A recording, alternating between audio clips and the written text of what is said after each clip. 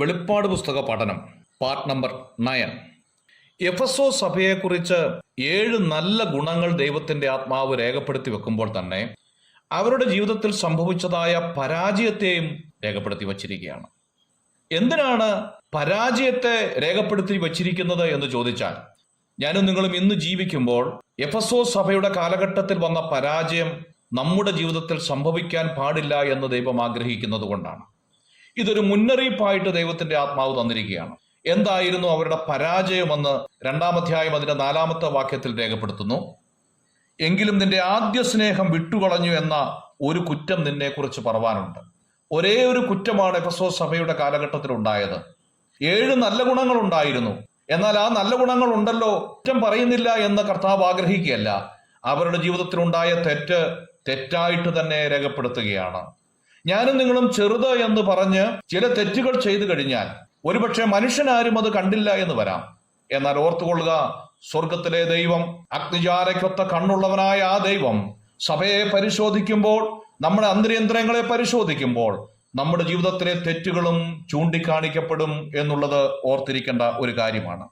മത്തായിയുടെ സുവിശേഷം 24-ാം അധ്യായം 12-ാമത്തെ വാക്യത്തിൽ അധർമ്മം പെരുകുന്നത് കൊണ്ട് അനേകരുടെ സ്നേഹം തണുത്തുപോകുമെന്ന് മുന്നറിയിപ്പ് നൽകുകയാണ്. ഞാനും നിങ്ങളും ഇന്ന് ജീവിച്ചിരിക്കുന്ന ഈ ഭൂമുഖം ഒരാത്മീയന് ജീവിക്കാൻ വളരെ പ്രയാസമുള്ളതാണ്. എങ്കിലും നോഹയുടെ കാലത്ത് വളരെയേറെ അധർമ്മം ഉണ്ടായിരുന്നുവെങ്കിലും നീതിമാനായി നോഹ ജീവിച്ചു എന്ന ഒരു മാതൃകയുണ്ട്. ഹാനോക്ക് ദൈവത്തോട് കൂടെ നടന്നു എന്ന് തിരുവെഴുത്തിൽ നാം വായിക്കുന്നുണ്ട്.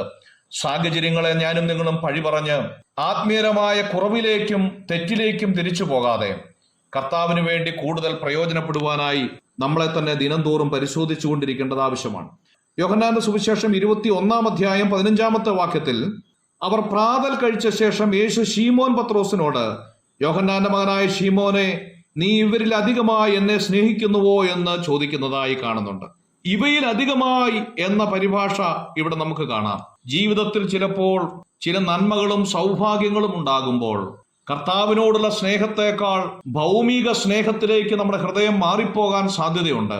അതിന്റെ ഒരു ഓർമ്മപ്പെടുത്തലാണ് പത്രോസിനോട് കാണിക്കുന്നത്.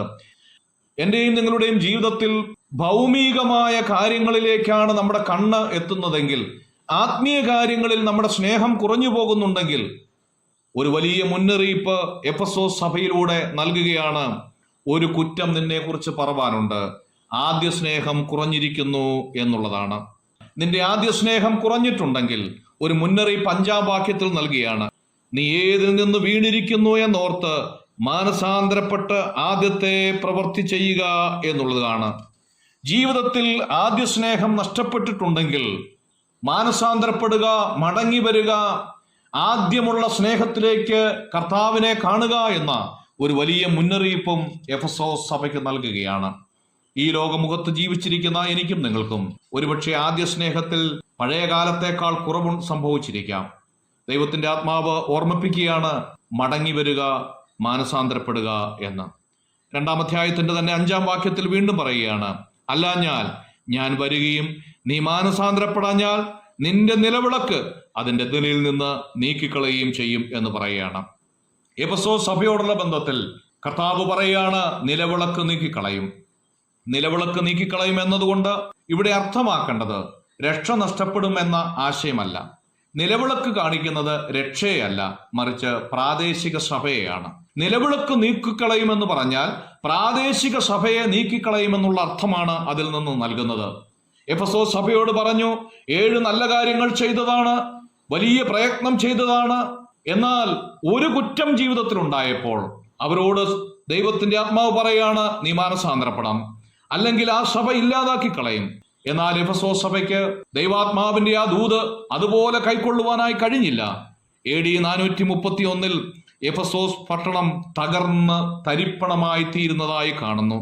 ഇതിനു മുമ്പായി അവിടെയുള്ള സഭ മാറ്റപ്പെടുന്നതായും നാം കാണുകയാണ്. നിലവിളക്ക് സഭയെയാണ് കാണിക്കുന്നത്. വെളിപ്പാട് പുസ്തകം 1-ാം അധ്യായം അതിന്റെ 20-ാമത്തെ വാക്യത്തിൽ 7 സഭകളാകുന്നു എന്ന് പറഞ്ഞിരിക്കുകയാണ്. 7 നക്ഷത്രം കാണിക്കുന്നത് ദൂതന്മാരാണ്, അത് വിശ്വാസികളെയാണ് കാണിക്കുന്നത്. നമുക്ക് മാനസാന്തരപ്പെടാൻ, മടങ്ങി വരാം.